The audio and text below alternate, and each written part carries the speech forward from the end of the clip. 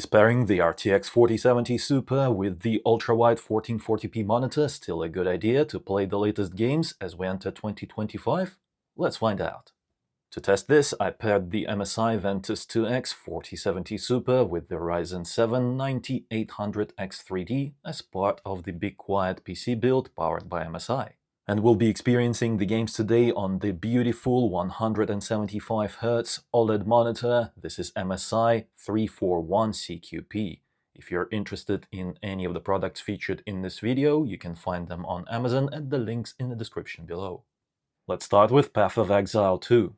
We are at native 3440 by 1440 using NVIDIA DLSS, and all the other settings are absolutely maxed out. Currently I'm in the Act 2, the desert level, and the performance is still quite good. We're getting above 70 FPS, so a consistent 60 plus is pretty much guaranteed. 69 FPS, nice. There they go. The caravan has arrived. And I must say that I really like how this game plays on the ultrawide monitor, because this is the first time I fired it up using the ultrawide. Before I was playing on a 4K 144Hz monitor. That was pretty good as well, but the fact that I see a lot more on screen is kind of nice. Of course, we can get more performance out of this GPU by using DLSS resolution upscaling. Let's set it to quality mode. Oh my, I did not expect this. Take a look at that, 130 plus FPS. Dipping to 121. Beautiful experience. I really like it. This fluid picture is amazing. Get some. Awesome. Basically, we could just lock FPS at 120 and enjoy the game. Although I've seen 117 FPS, so there will be some sections of the game where FPS will drop below 120, but it's not a big deal. Still, I think we'll stay above 100 pretty much at all times. In the town area, FPS does drop a little bit. We're still staying above 100 though. In Act 1, same kind of performance, although it is a little bit more difficult to stay at 120, so we're not getting quite the 120 FPS experience. It's a 100 plus FPS experience right now. And as we introduce more effects on the screen, sometimes it can drop to 90 plus. DLSS quality looks very nice on the 1440p ultrawide monitor. I pretty much use it all the time. No need to forego that extra frame rate. It's always good to have it. But just out of curiosity, let's try DLSS balanced. We might get a more consistent 100 plus FPS, and indeed, we are staying at around 110. Oh my, this is a big fight. Elite enemy. 110 FPS still. Yeah, I think this is a great experience, no matter which DLSS setting you choose. Either quality or balanced. Both appear to be performing quite well. And personally, I prefer using DLSS quality when I'm at 1440p. I can't say that DLSS balanced looks bad. All the small details look fine. Well, at least in this game, because some games look worse. For example, Black Myth Wukong, DLSS balanced at 1440p doesn't look as nice, but DLSS quality does. In this particular game, DLSS balanced looks fine to me. I would not mind playing this game like so. It's very nice. Next up is STALKER 2, and we are at native 1440p, field of view 100, And the graphics quality preset is set to epic. The only thing I changed was depth of field. I set it to low to get rid of most of the blurriness, because I want to see everything in great detail, and depth of field as well as motion blur get in the way of that, so that's why I turned them off. We are not going to use resolution upscaling just yet, but we'll take a look at that later. We're using DLAA, no frame generation, everything else is set to epic.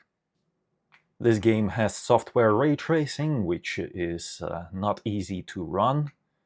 As you can see, we're getting above 40 FPS, which is playable, of course, but in a shooter game, I want to see at least 60 FPS, and considering that this is an ultra-wide monitor, I would be very happy with 90 FPS. For me personally, as soon as I get more peripheral vision of the screen, I really need that extra smoothness in the frame rate. To uplift FPS, first we're going to use resolution upscaling. Let's set it to quality. This is better, 70 plus FPS, going to 69, 66, nice. Yeah, this is pretty good. Although, I don't quite like how frame time is looking right now. It's slightly choppy, I would say. Yeah, this game appears to be having some difficulties running on the ultra-wide monitor, because yeah, that frame time doesn't look as stable as it used to on just a regular 16:9 monitor. This is an okay experience, but I really want them to fix this issue, because there is no reason we have to endure FPS like this, you know? Yeah, we need stable frames. That's one of the reasons why I actually stopped my playthrough of Stalker 2. I'm waiting for them to fix, well, pretty much as many issues as they can, and then once that's done, I'll jump back into the game to enjoy it. We can improve image fluidity by using DLSS frame generation, because we have plenty of VRAM to work with. This game doesn't use that much VRAM. Check it out, with frame generation enabled, we are barely using 8 GB of video memory. And FPS is at 90 plus. And this is a better image fluidity. I would say that I prefer this experience right here to the previous one. It just feels smoother. And as you can see, frame time is a little bit better. It's far from being perfect, but it is better. And experiencing 90 plus FPS is always nice. That's like the entry point into high refresh rate. Of course, I consider true high refresh rate to start at 120 FPS, but 90 feels much better than 60. Let's do something else now. Let's reduce the graphics quality from epic to high. Of course, we'll adjust that depth of field once more, and let's see how it performs on native resolution first, using DLAA, and we'll turn off frame generation for now. This graphics preset is a little bit easier for the GPU to run. Whereas previously we had 40 plus FPS, now we have 50 plus FPS, and the game doesn't look that much worse. I mean, I'll have to use side-by-side comparisons to actually tell the difference between high and epic graphics quality presets.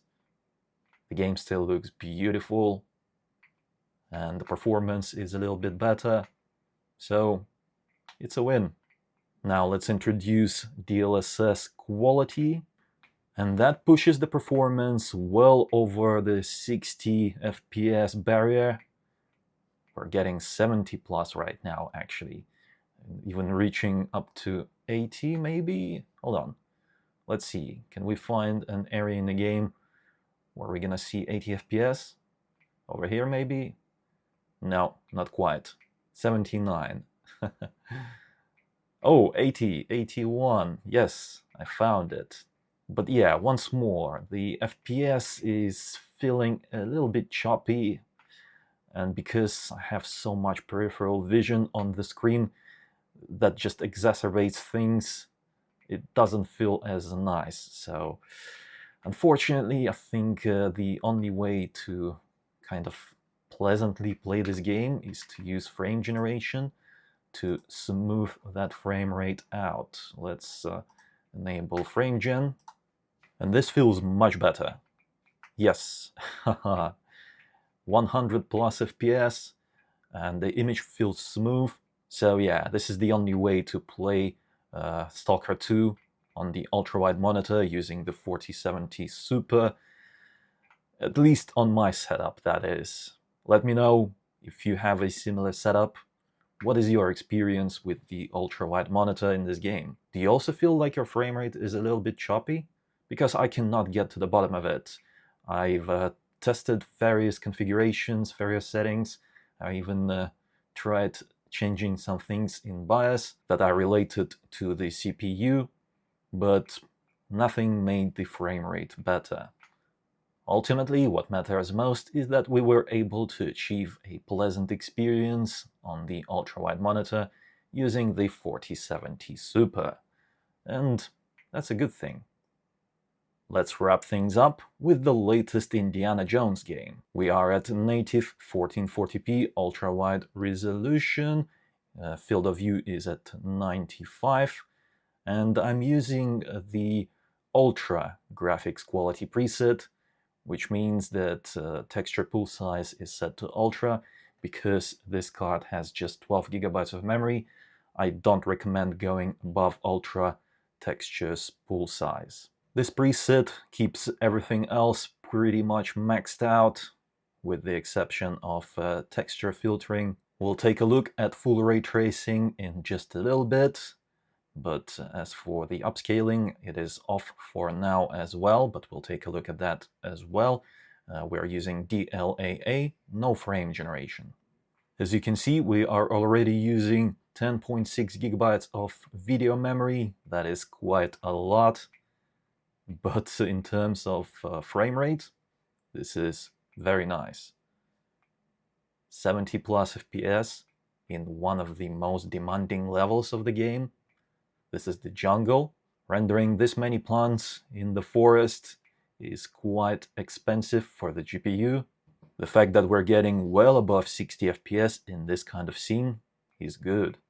1% lows are pretty good as well. 70 plus. This is awesome. Although once we start moving around, 1% lows drop to 69.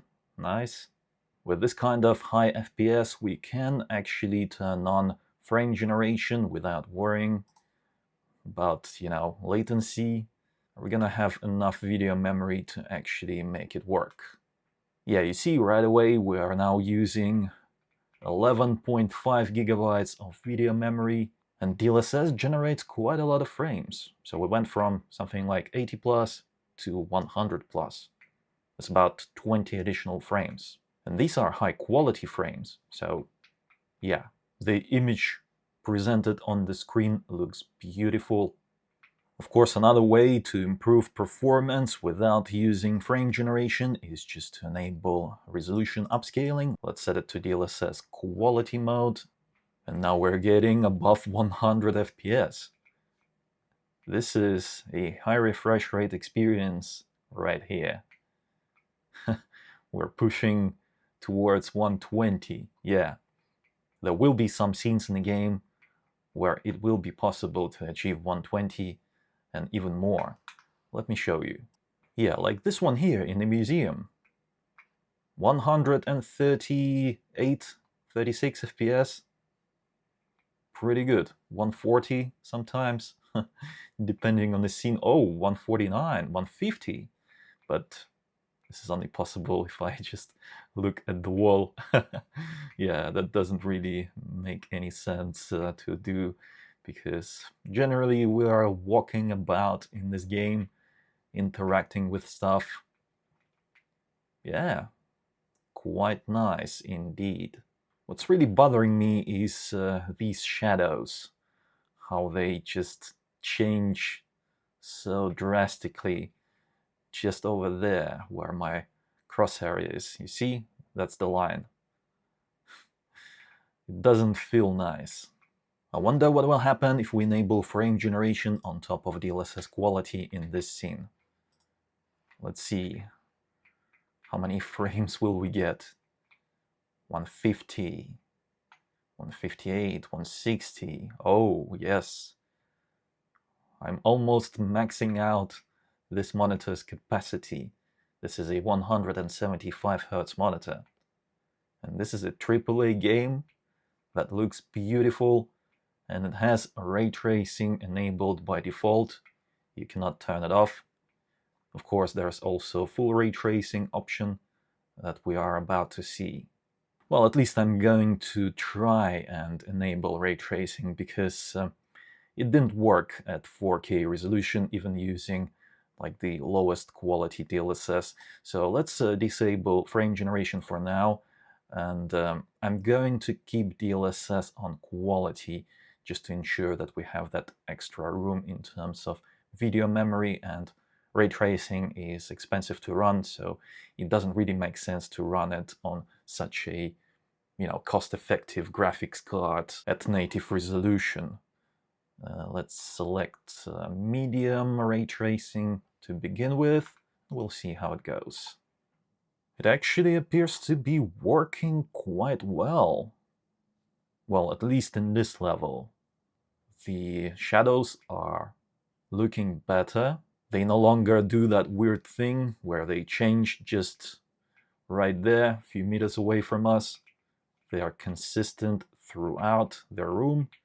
No matter how far we go, they look pretty much the same. And the FPS, look at that, well above 100. Nice. But we have to take a look at the jungle scene again, because this is the one that requires even more memory. We are at 11.5 gigabytes right now.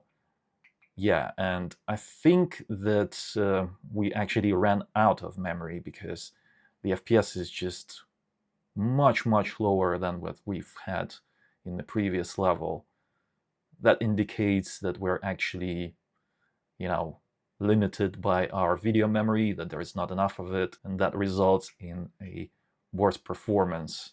Also, I don't like the kind of artifacts that are introduced by full ray tracing in the jungle. It doesn't look nice. There's just a little bit too much noise for my liking. That's the kind of noise that wasn't present in just plain regular ray tracing. Take a look at this. It doesn't look quite bad, but you see those white dots jumping around the shadow area. Yeah, that's not supposed to be this way. That's noise. And it happens all over the place. Where there's shadows under the trees, it's everywhere. That noise is everywhere. So it's really distracting. I don't want to play the game like this. And I don't really want to be switching my graphics settings every time I go into a different level, because ray tracing looked quite nice inside of the museum, but it kind of sucks here in the jungle. And there is no way we can use anything above medium, because it requires even more VRAM to run that, and as you've seen, we already ran out of VRAM using RT medium preset. So there's no way we can actually do real path tracing in this game using the 12 GB 4070 Super. For that, we need something with at least 16 GB of memory. In conclusion, the 4070 Super actually managed to deliver a good experience on the Ultrawide 1440p monitor. We had some difficulties with Indiana Jones because of the 12 GB of memory. That's quite low for 2024, and in 2025 it will be even worse, but still, it's not such a huge deal as some may lead you to believe, because The only thing you can't do really is just you can't use full ray tracing in a VRAM heavy game such as Indiana Jones. But without using full ray tracing, the game plays just fine. It has built-in ray tracing anyway, hardware accelerated, and yet it runs absolutely beautiful on the 4070 Super. Even a GPU-demanding game such as STALKER 2 can be enjoyed using this card, so that is a win. I've been using this graphics card as my daily driver throughout this year at various resolutions, and I still recommend it. It's a good GPU. If you're interested in any of the products featured in this video, you can find them on Amazon at the links in the description below.